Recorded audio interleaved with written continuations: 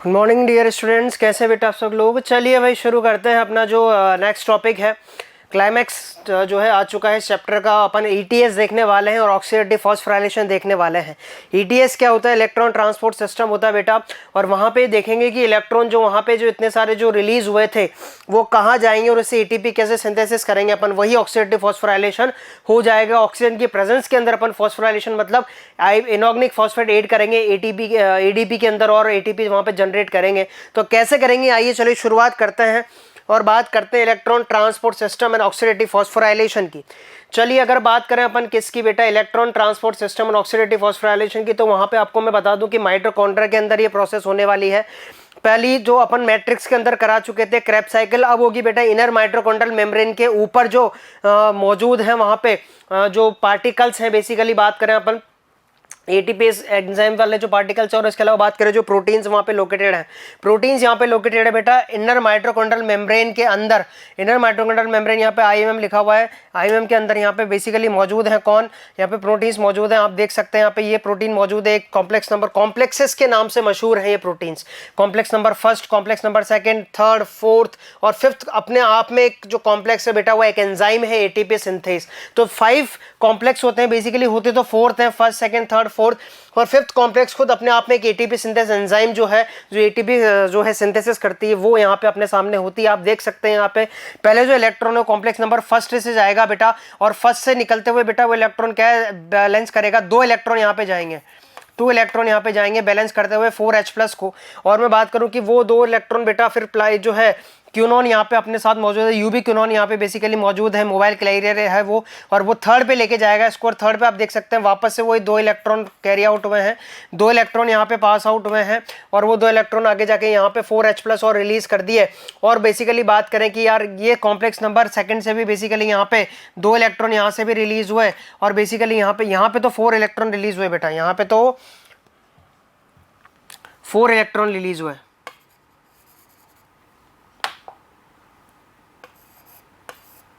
यहाँ पे 4 electron release हुए, उसके बाद 2 इलेक्ट्रॉन यहाँ से, 2 इलेक्ट्रॉन यहाँ से। तो यहाँ से भी बेसिकली बात करें कि अपन 2 इलेक्ट्रॉन यहाँ से, तो 4H+ यहाँ से रिलीज हुए। और उसके बाद अपन ने बात करी कि यहाँ से भी कितने इलेक्ट्रॉन गए बेटा, 2 इलेक्ट्रॉन यहाँ पे आगे गए। और उसके बाद बात करें कि 2 इलेक्ट्रॉन आगे कॉम्प्लेक्स नंबर 4 पे गए, कॉम्प्लेक्स नंबर 4 से 2H+ रिलीज हुए बेटा।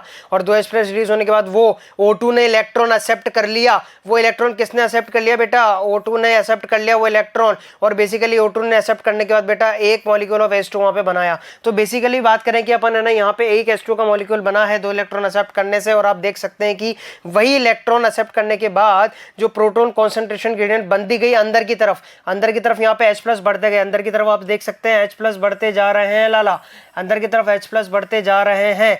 और बात करें कि ये H+ जो है आगे जाके फिर प्रोटॉन ग्रेडियंट बना के और यहाँ से रिलीज होकर और एटीपी से एटीपी सिंथेसाइज करने की हेल्प करेंगे। तो दोबारा से समझ लेते हैं इस प्रोसेस को बेटा। अपन इलेक्ट्रॉन सबसे पहले बेटा मैट्रिक्स से कहाँ गया, मैट्रिक्स से जो क्रेब्स साइकिल के अंदर इलेक्ट्रॉन छोड़े गए थे वो इलेक्ट्रॉन 4 इलेक्ट्रॉन सबसे पहले गए कॉम्प्लेक्स नंबर फर्स्ट में, वहाँ पे 4H+ रिलीज, वहाँ से 2 यहाँ पे गए और 2 इलेक्ट्रॉन बेटा बेसिकली 2 इलेक्ट्रॉन आगे यूबी क्यूनॉन कैरियर उसको लेके गया, मोबाइल कैरियर है कॉम्प्लेक्स नंबर थर्ड में लेके गया। और उसके बाद बात करें अपन कॉम्प्लेक्स नंबर सेकंड से भी 2 इलेक्ट्रॉन गए, वो कहाँ गए बेटा, वो गए कॉम्प्लेक्स नंबर थर्ड में। तो वहाँ पे 4 इलेक्ट्रॉन हो गए, उसके लिए 4 बैलेंस करने के लिए 4H+ वहाँ पे रिलीज हुआ। और 4H+ रिलीज होने के बाद बेटा वहाँ पे 2 इलेक्ट्रॉन वापस आगे ट्रांसफर हो गए, साइटोक्रोम C उसको लेके गया जो कि कॉम्प्लेक्स नंबर थर्ड के आउटर मेम्ब्रेन पे बिल्कुल सिचुएटेड होता है बेटा, और वो लेके गया उसको। और उसके बाद बात करें अपन किसकी कि यहाँ पे 2H+ रिलीज हुआ है बैलेंस करने के लिए। उसके बाद वो इलेक्ट्रॉन आगे कैरी आउट करता गया और O2 ने जैसे फाइनल इलेक्ट्रॉन एक्सेप्टर कौन हो गया बेटा, O2 फाइनल इलेक्ट्रॉन एक्सेप्टर हो गए। मेरे शब्दों को ध्यान रखें, O2 फाइनल इलेक्ट्रॉन एक्सेप्टर हो गई और O2 फाइनल इलेक्ट्रॉन एक्सेप्टर होकर H2 वहाँ पे रिलीज कर दिया है। और उसके बाद वो जो ऊपर जो बात करें इनर माइटोकॉन्ड्रियल मेम्ब्रेन, ये इनर माइटोकॉन्ड्रियल मेम्ब्रेन मतलब ये स्पेस है, ये इनर माइटोकॉन्ड्रियल मेम्ब्रेन हो गई, ये पेरी माइटोकॉन्ड्रियल स्पेस हो गया, PMS हो गया। ये पेरी माइटोकॉन्ड्रियल स्पेस के अंदर प्रोटॉन ग्रेडियंट बन चुका है। और वो प्रोटॉन ग्रेडियंट जब यहाँ पे F0 पार्टिकल, ये कौन सा पार्टिकल है बेटा, F0 पार्टिकल है। ये बात करूँ मैं F1 पार्टिकल है, और इस F1 पार्टिकल F0 पार्टिकल से F0 पार्टिकल होता हुआ थ्रू वो बाहर की तरफ निकल गया और एटीपी सिंथेसिस एंजाइम ने वहाँ से एटीपी फॉर्म कर दिया प्रोटॉन ग्रेडियंट के थ्रू। तो ये प्रोसेस समझ में आएगी नहीं आई, बिल्कुल ये प्रोसेस चल रही होगी किसके अंदर, ये पहले इलेक्ट्रॉन ट्रांसपोर्ट सिस्टम चला, उसके बाद ऑक्सीडेटिव फॉस्फोराइलेशन, ऑक्सीजन की हेल्प से फॉस्फोराइलेशन हुआ और आगे एटीपी सिंथेसिस हो गया। तो ये अपन ने बात करी बेटा किसकी, इलेक्ट्रॉन ट्रांसपोर्ट सिस्टम की और ऑक्सीडेटिव फॉस्फोराइलेशन की। आगे अपन बात करें तो series of proteins in the mitochondria helps transfer electrons from NADH to oxygen. NADH से लेकर बेटा कहाँ पे ऑक्सीजन तक ये इलेक्ट्रॉन ट्रांसफर करने में हेल्प करते हैं। जिस सीक्वेंस में जमे हुए ना बेटा उस सीक्वेंस को ध्यान रखना है। सबसे पहले कॉम्प्लेक्स नंबर फर्स्ट से जाएगा, कॉम्प्लेक्स नंबर थर्ड पे, कॉम्प्लेक्स नंबर सेकंड से भी जाएगा कॉम्प्लेक्स नंबर थर्ड पे, कॉम्प्लेक्स नंबर थर्ड से जाएगा कॉम्प्लेक्स नंबर फोर्थ पे, और उसके बाद वहाँ पे इलेक्ट्रॉन एक्सेप्ट कर लेगी ऑक्सीजन, और उधर जो प्रोटॉन ग्रेडियंट बनेगा पेरीमाइटोकॉन्ड्रियल स्पेस में वो यूज कर लिया जाएगा ATP सिंथेसिस के द्वारा, ATP से इनऑर्गेनिक फॉस्फेट जोड़ के ATP बनाने के लिए। इलेक्ट्रॉन ट्रांसपोर्ट सिस्टम के अंदर 5 मल्टी प्रोटीन कॉम्प्लेक्सेस होते हैं first to fifth, 2 mobile carriers होते हैं यूबिक्विनोन और साइटोक्रोम सी। अगर अपन बात करें कॉम्प्लेक्स नंबर फर्स्ट की जिसका नाम NADH डिहाइड्रोजन कॉम्प्लेक्स भी कहलाता है बेटा, it transfer electron from NADH to ubiquinone. आपने देखा था कॉम्प्लेक्स नंबर फर्स्ट जो है वो क्या कर रहा था बेटा, it transfer electron from NADH to ubiquinone. Ubiquinone mobile carrier है, ubiquinone located within the inner membrane, उसके अंदर ही लोकेटेड होता है। Ubiquinone is the mobile carrier between complex number first and third and also between second and third. मैंने बताया था आपको वहां पे। कॉम्प्लेक्स नंबर सेकंड की बात करें सक्सिनेट डिहाइड्रोजनेज, वहां पे कॉम्प्लेक्स नंबर सेकंड कहलाता है बेटा, it transfers electrons from succinate to ubiquinone, FADH2 तो यूबिक्विनोन। तो वहां पे बेसिकली जो इलेक्ट्रॉन आ रहा है वो किससे आ रहा है, FADH2 से आ रहा है। जो कॉम्प्लेक्स नंबर सेकंड वहां पे लोकेटेड था वो FADH2 से इलेक्ट्रॉन ले रहा है और सक्सिनेट से यूबिक्विनोन में ट्रांसफर कर रहा है बेटा। कॉम्प्लेक्स नंबर थर्ड की अपन बात करें साइटोक्रोम सी रिडक्टेज या साइटोक्रोम B/C1 कॉम्प्लेक्स कहलाता है। ये कैटेलाइज करता है reduction of cytochrome c by the transfer of electron from ubiquinone. जो यूबिक्विनोन से जो इलेक्ट्रॉन मिला था कॉम्प्लेक्स नंबर थर्ड को वो रिडक्शन करवाता है किसका, साइटोक्रोम सी का। और बात करेंगे अपन cytochrome C is the mobile carrier between complex number third and complex number fourth. मैंने बताया था मेम्ब्रेन पे ही लोकेटेड था वो बिल्कुल, और उसके बाद वो क्या लेके जा रहा था बेटा, इलेक्ट्रॉन लेके जा रहा था। Cytochrome C is a small protein attached to the outer surface of the inner membrane, बताया था मैंने आपको, उसी कॉम्प्लेक्स के बिल्कुल मेम्ब्रेन पे लोकेटेड था। अगर अपन बात करें कॉम्प्लेक्स नंबर फोर्थ की बेटा, तो कॉम्प्लेक्स नंबर फोर्थ होता है साइटोक्रोम सी ऑक्सीडेज का, it transfers electrons from reduce cytochrome c to molecular oxygen. आपने देखा था कॉम्प्लेक्स नंबर फोर्थ में जो फाइनल रिसेप्टर था, जो फाइनल रिसेप्टर था वो कौन था बेटा, फाइनल रिसेप्टर वहां पे ऑक्सीजन नहीं थी और ऑक्सीजन ने इलेक्ट्रॉन एक्सेप्ट कर लिया। ऑक्सीजन इलेक्ट्रॉन एक्सेप्ट कर लिया तो उसके बाद बेटा कहां पहुंचाया उसको ऑक्सीजन के पास पहुंचाया, और बेसिकली ऑक्सीजन के पास पहुंचाने के बाद फिर क्या हुआ बेटा, वहां पे से बेसिकली काम हुआ कि H2O बन गया। It contains 4 unit, cytochrome A3, 2 copper containing protein. So cytochrome A3 और 2 कॉपर कंटेनिंग प्रोटीन्स वहां पे प्रेजेंट होते हैं कॉम्प्लेक्स नंबर फोर्थ के अंदर। When the electrons pass from one carrier to another via complex first to complex fourth in electron transport chain they are coupled to ATP synthase for the, मतलब कहने का मतलब ये जो वो प्रोटॉन्स रिलीज कर रहे थे ना ट्रांसफर करते टाइम, कहां पे पेरीमाइटोकॉन्ड्रियल स्पेस के अंदर, वो प्रोटॉन ग्रेडियंट आगे जाके क्या बेटा ATP सिंथेस जो है बनाने में हेल्प करेगा। The number of ATP molecule synthesised depend on the nature of electron donor. Oxidation of one molecule of NADH give rise to 3 molecules. अगर NADH का ऑक्सीडेशन हो रहा है तो कितने 3 मॉलिक्यूल्स ऑफ ATP वहां पे 3 मॉलिक्यूल्स ऑफ ATP वहां से निकलेंगे। और FADH2 हो रहा है वो तो 2 मॉलिक्यूल्स ऑफ ATP। मैंने ये बात बताई थी आपको क्रेब्स साइकिल के अंदर भी। अगर अपन बात करें although the aerobic respiration takes place only in the presence of oxygen, the role of oxygen limited to the terminal stage of the process. अपन ये कह सकते हैं कि वैसे तो पूरा जो ऑक्सीडेशन प्रोसेस है वो पूरा बेटा ऑक्सीजन की वजह से हो रहा है, पर ऑक्सीजन का जो रोल है वो यदि टर्मिनल स्टेज पे जाके सिमट गया है, कॉम्प्लेक्स नंबर फोर्थ पे जाके एक्सेप्ट करा उसने, उससे पहले वो कोई रोल अदा नहीं कर रही थी। Yet the presence of oxygen is vital, it drives the whole process by removing hydrogen from the system.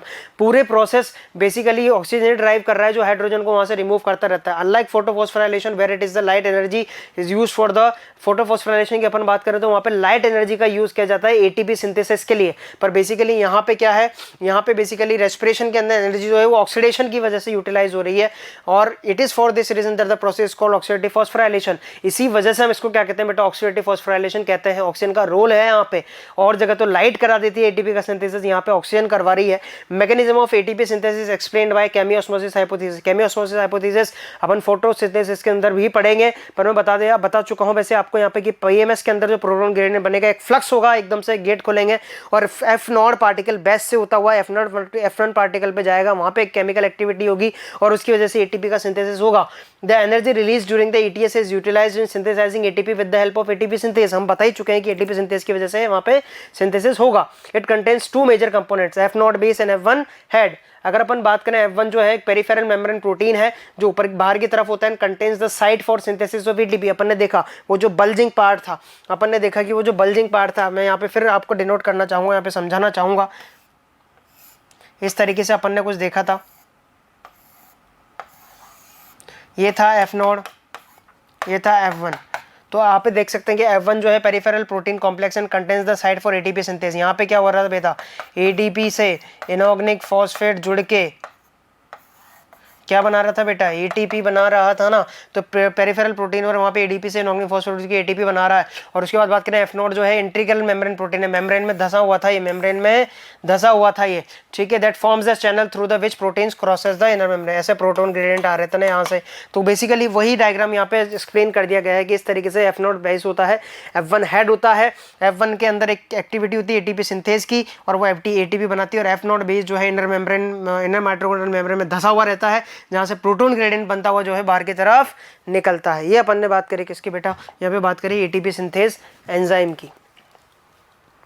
For each ATP produce 3 protons pass through F not, 3 protons मतलब 3 H प्लस से एक ATP synthesis होता है। ध्यान रखेंगे बेटा ये data, 3 H plus से बेटा एक एटीपी सिंथेसिस होता है। ये डेटा ये जो है आपको ध्यान रखना है, एक एटीपी सिंथेसिस किसने होता है बेटा, 3 H प्लस से होता है। Pass through F naught from the intermembrane space to the matrix down to the electrochemical gradient. तो ये बात करी अपन ने किसकी, ये बात करी यहाँ पे अपन ने एटीपी सिंथेस की। अब अपन कुछ एमसीक्यूज इसके बेसिस पे देख लेते हैं बेटा। The number of complexes involve in ETS are, ETS के अंदर कितने कॉम्प्लेक्स इन्वॉल्व होते हैं, 5 कॉम्प्लेक्स इन्वॉल्व होते हैं, सबको पता है, ठीक है। उसके बाद बात करें अपन the number of mobile carriers involve in ETS, mobile carriers कितने होते हैं ईटीएस के अंदर। भैया अपन ने तो 2 ही सुने, यूबिक्विनोन सुना है और साइटोक्रोम सी सुना है। तो सर ऑप्शन नंबर 3 लॉक कर दिया जाए, बिल्कुल करेक्ट आंसर।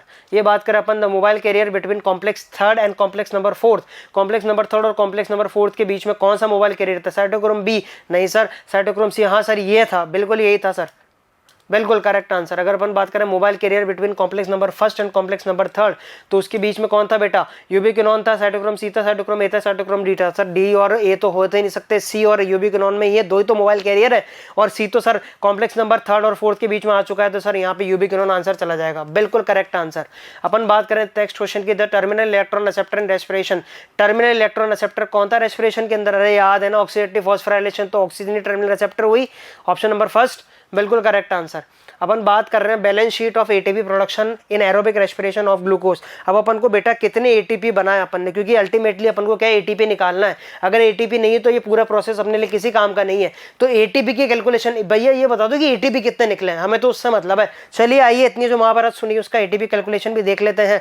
अगर रेस्पिरेटरी बैलेंस शीट हम बनाने लगे हैं तो it is possible to make calculations of the net gain of ATP, it is possible, possible तो है नेट गेन एटीपी का कैलकुलेशन करना from 1 glucose molecule oxidise, but in reality is an theoretical exercise. ये सिर्फ एक theoretical exercise है बेटा, practically ऐसा कुछ नहीं होता है कि फिक्स्ड जितने निकाले उतने ही बन रहे हो। कभी कभी आप एक्सरसाइज कर रहे हो तो ज्यादा भी बन सकते हैं, कभी कभी आपको डिमांड ज्यादा है ना बॉडी की, तो based on the demand ATP ज्यादा चाहिए होता है, ठीक है। Then NADH synthesized in the glycolysis transferred into the mitochondria and undergoes oxidative phosphorylation। जो NADH synthesize होता है ना ग्लाइकोलाइसिस के अंदर, वो भी ऑक्सीडेटिव फॉस्फोराइलेशन के अंदर यूज आता है। कहाँ पे अभी बताया था मैंने, ETS के अंदर।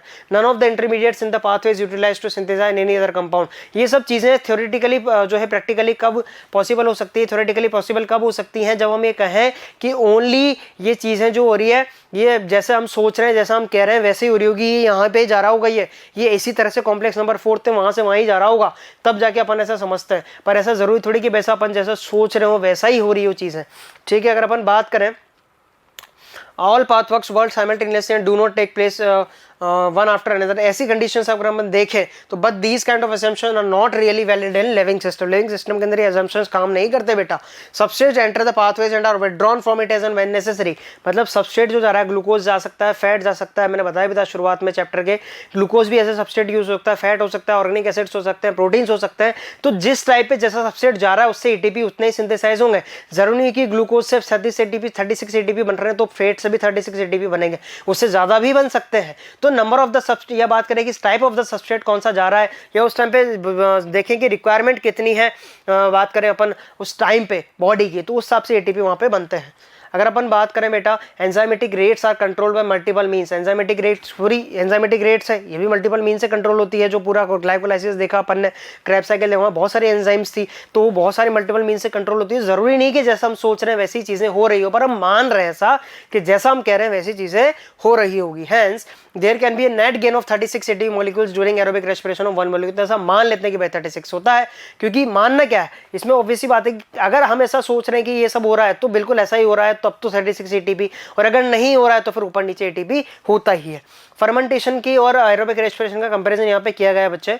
अगर अपन बात करें पहला पॉइंट फर्मेंटेशन में कि partial oxidation of glucose takes place, fermentation के अंदर पार्शियल ऑक्सीडेशन होता है, और अगर मैं बात करूं एरोबिक रेस्पिरेशन की तो उसके अंदर complete oxidation of glucose takes place, complete oxidation होता है।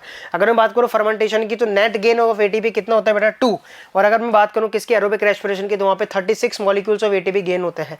अगर मैं बात करूं किसकी NADH की ऑक्सीडाइज टू NAD स्लोली, बहुत slowly, NADH it is vigorous, बहुत जल्दी जो है चीजें होती है। अगर अपन बैलेंस शीट देखते हैं बेटा, अब आइए ग्लाइकोलाइसिस के थ्रू अपन ने सबस्ट्रेट लेवल फॉस्फोराइलेशन SLP, वहां पे SLP कहाँ हुआ था जब 13/PGA कन्वर्ट हुआ था 3PGA के अंदर, तब बेटा वहां पे 2 ATP सिंथेसाइज हुए थे, एक मॉलिक्यूल से 2 ATP हो गए। उसके बाद अपन दो बार साइकिल चली थी बेसिकली तो यहाँ पे 2 ATP हो गए। फॉस्फोइनोल पैप जब पायरुविक एसिड के कन्वर्ट हुआ तो बेटा वहाँ पे 2 ATP वो हो गए, तो कुल मिला के 4 ATP हो गए।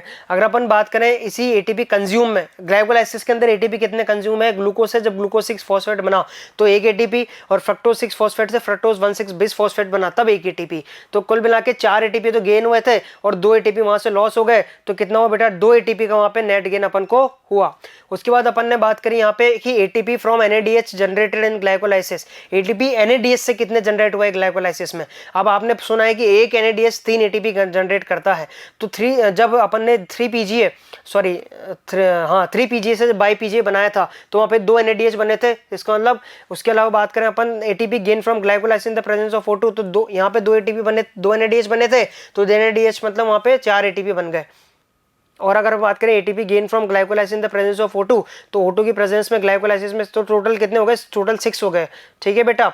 अगर अपन बात करें वहाँ पे कि oxidative decarboxylation of pyruvic acid, मतलब अपन क्रेब्स साइकिल की बात कर रहे हैं कि ऑक्सीडेटिव डिकार्बोक्सिलेशन मतलब क्रेब्स साइकिल की बात कर रहे हैं अपन वहाँ पे। तो पायरुविक एसिड से जब एसिटाइल कोएंजाइम में बना था तो वहाँ पे 2 NADH बने थे, इसका मतलब हर एक NADH 3 ATP के बराबर था, तो 6 ATP तो NADH हो गए 2 NADH से। और क्रेब्स साइकिल के अंदर बेटा क्या गई, जो ATP बने SLP से, सक्सेनल कहाँ पे हुई SLP, सक्सेनल कोएंजाइम से सक्सेनिक एसिड कन्वर्ट हुआ था तो SLP हुई थी।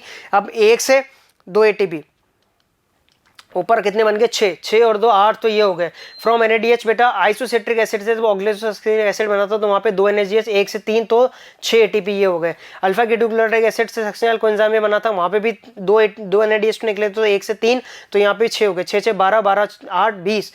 मैलिक एसिड टू ऑक्सैलोएसिटिक, और जो मैलिक एसिड से ऑक्सैलोएसिटिक बना था 1 से 2 मतलब 1 से 3 ATP बनता है, 2 NADH2 बने थे वहाँ पे 6, तो 26 हो गए। और उसके बाद बात करें अपन किसकी, वहाँ पे FADH2 से भी बना 2 ATP, तो वहाँ पे FADH2 4, 26 और 4 30। ATP value of Krebs cycle कितनी होगी, सारे मिला के 24 ATP हो गई बेटा।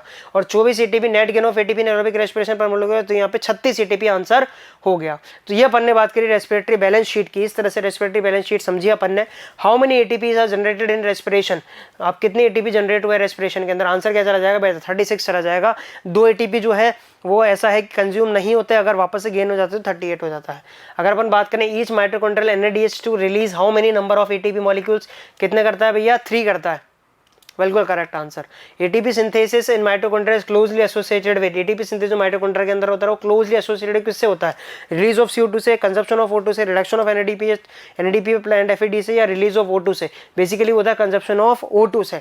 ठीक है। अगर अपन बात करें नेक्स्ट क्वेश्चन की, net gain of ATP in glycolysis per glucose molecule aerobic respiration represented, net gain ATP के अंदर कितना होता है बेटा, यहाँ पे बेसिकली बात करें 6 ATP का गेन होता है। और अगर अपन बात करें किसकी, that next question, the transfer of 2 electron from cytosolic NADH directly to ubiquinone pool facilitated by, 2 electron का ट्रांसफर होता है साइटोसोलिक NADH से कहाँ पे यूबिक्विनोन पूल तक, मतलब इंटर माइटोकॉन्ड्रियल मेम्ब्रेन तक। तो उसका आंसर बेटा एक्सटर्नल NADH डिहाइड्रोजनेस एंजाइम की हेल्प से। अगर अपन बात करें total number of protons contributed to the proton concentrated gradient, कितना नंबर ऑफ प्रोटॉन जो है बात करें अपन प्रोटॉन ग्रेडियंट पे कंसंट्रेशन पे जो है ट्रांसफर होते हैं। अगर मैं बात करूं यहाँ पे ऑप्शन आपको गिवन है 80 12 एंड 12 24 4 एंड 4 80 20 एंड 12 80 20 एंड 20। अगर मैं बात करूं माइटोकॉन्ड्रियल NADH के तो वहाँ पे 80 जो है प्रोटॉन ट्रांसफर होते हैं बेटा। और अगर मैं बात करूं किसकी, अगर मैं बात करूं साइटोसोलिक NADH के तो वहाँ पे 12। ठीक है। 12 कैसे है मैं बता देता हूँ आपको कि बेसिकली 4 NADH निकलते हैं साइटोसोलिक से, तो कितना हुआ बेटा वहाँ पे 1 से कितना निकलता है, 1 से बेटा वहाँ पे चला 3। तो उसके बाद अपन बात करें तो वहाँ पे कितना हो गया 4 NADH, तो कितना हो गया 12। ठीक है। ये अपन ने बात करी। और अगर बात करें FAD during the complete oxidation of 1 glucose in aerobic respiration, तो वहाँ पे भी आपको कितने मिलेंगे, 12 मिलेंगे। तो इस तरीके से यहाँ पे प्रोटॉन ग्रेडियंट जो बनता है वो कितना बनता है, इसका आंसर चला जाएगा 80, 12 एंड 12। अगर अपन बात करें क्वेश्चन की, number of H+ translocated into intermembrane space, number of H+ translocated intermembrane space through different complexes according to their sequence for the oxidation of each mitochondrial NADH+2 is, ठीक है, कितने H+ ट्रांसलोकेट होते हैं, तो 4, 4 और 2। वहाँ पे आपने डायग्राम देखा ही था जब अपन ने साइकिल देखी थी, तो वहाँ पे डायग्राम देखा था अपन ने कि 1 से 4, 1 से 4 और 1 से लास्ट में 2। Electron transport complex with copper containing protein, copper containing protein में कौन सा होता है बेटा, साइटोक्रोम C ऑक्सीडेज या cytochrome C reductase, cytochrome C oxidase, complex number 4। तो ये अपन ने ETS की बात करी, ऑक्सीडेटिव फॉस्फोराइलेशन की बात करी, समझा कि कैसे ATP सिंथेसिस होता है। अपन ने ये समझा कि किस तरह से इलेक्ट्रॉन यहाँ से होता हुआ, या जो कॉम्प्लेक्स नंबर 1 से होता हुआ, 3rd से होता हुआ, 2nd से होता हुआ, 4th से होता हुआ, और ATP सिंथेसिस कर देता है। और अपन ने कुछ क्वेश्चंस डिस्कस करे इसके रिगार्डिंग, बाकी बातें करेंगे अपन नेक्स्ट लेक्चर में। तब तक के लिए थैंक यू।